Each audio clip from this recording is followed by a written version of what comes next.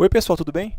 Vamos resolver uma questão agora da origem da vida, de seres bem antigos que foram muito importantes para gerar condições que a Terra tem hoje. Eles modificaram muito a Terra. O texto diz o seguinte: à medida que o tempo passou, as condições na Terra e os seres vivos se modificaram, surgindo então organismos autotróficos, capazes de realizar fotossíntese utilizando inicialmente o gás carbônico e o gás sulfídrico, processo realizado ainda hoje por bactérias conhecidas como sulfobactérias. Há mais ou menos 3 bilhões de anos surgiram bactérias capazes de utilizar a água ao invés de gás sulfídrico. Vamos parar aqui nesse texto, nesse ponto, vamos entender bem o que está acontecendo.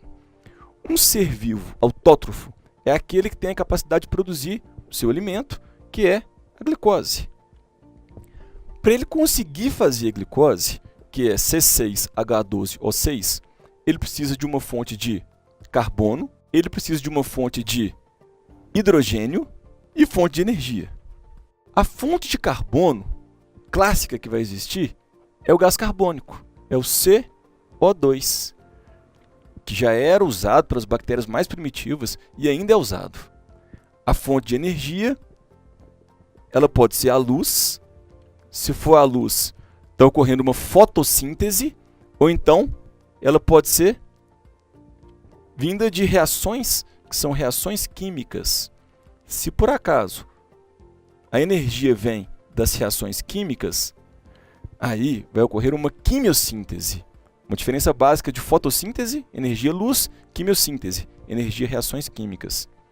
E a fonte de hidrogênio, primeira citada ali, foi o gás sulfídrico, que é H2S. E posteriormente, alguns seres vivos começaram a usar água. Provavelmente, lá no passado, o gás sulfídrico não era tão abundante. A água já era bem abundante. Lembre-se, a vida surgiu na água. Quem fosse capaz de utilizar, então, como fonte de hidrogênio a água ao invés do gás sulfídrico, teria muito mais recurso. A água era muito mais abundante. Daí, vamos fazer uma correlação aqui, ó.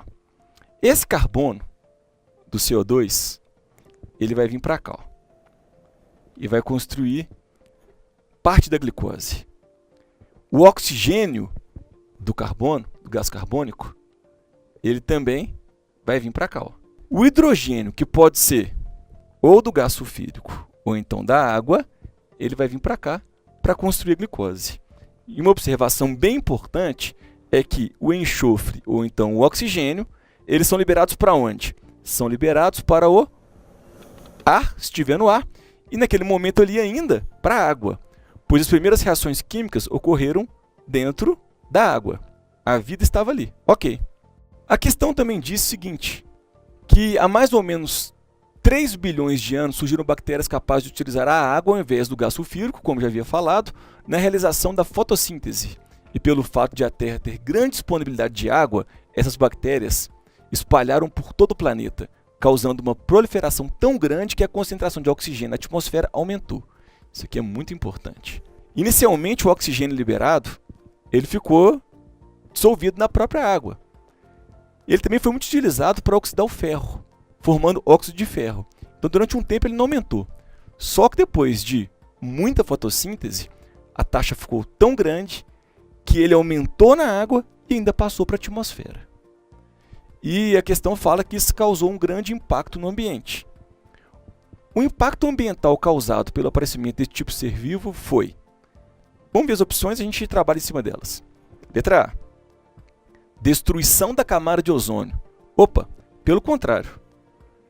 Quando o oxigênio ele saiu da água e foi para a atmosfera, depois de uma certa concentração, ele ainda formou a camada de ozônio, que foi muito importante para a evolução, pois a camada de ozônio ela impede a entrada de parte da radiação ultravioleta que vem do Sol. Isso é muito importante para a manutenção do nosso DNA e diminui a chance de mutação no DNA. Hoje em dia a gente sabe, se a gente ficar muito exposto à radiação ultravioleta, isso faz mal, isso pode gerar, por exemplo, câncer de pele. Então não foi destruição, e sim a formação da camada de ozônio. Letra B.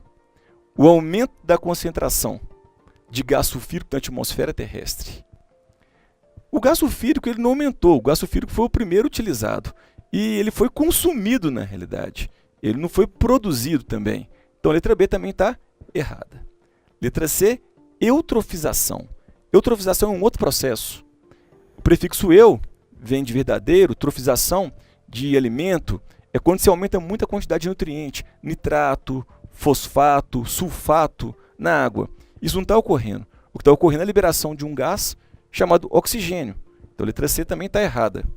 E letra D, extinção de espécies despreparadas para conviver com oxigênio. Essa alternativa está correta. O oxigênio ele é muito eletronegativo. Ele tem uma grande capacidade em atrair elétrons. Então ele oxida algumas substâncias orgânicas, transformando elas em radicais livres, que depois oxidam outras substâncias, também numa reação em cadeia. É muito importante a gente perceber que nessas oxidações, algumas enzimas, por exemplo, elas poderiam perder suas funções. Algumas ligações químicas poderiam ser afetadas. Portanto, quem não estava preparado para viver na presença do oxigênio, a maioria dos seres vivos, eles morreram. Alguns seres vivos continuaram, e até hoje nós encontramos algumas bactérias que são anaeróbias, que vivem na ausência do oxigênio. Mas a presença do oxigênio favoreceu a evolução de seres vivos capazes de conviver com esse elemento. E um processo bem interessante surgiu depois disso, chamado respiração celular. Mas aqueles que não estavam preparados, realmente, eles foram extintos. Letra D, só para a gente poder fechar, consumo desenfreado de água para sustentar o processo fotossintético. A água ela é consumida, mas ela entra num ciclo biogeoquímico. As taxas de água na atmosfera, elas não tendem a mudar. A água, ela cicla, mas ela não sai da atmosfera. Ela é utilizada, depois reutilizada. Portanto, a resposta a essa questão é a letra D.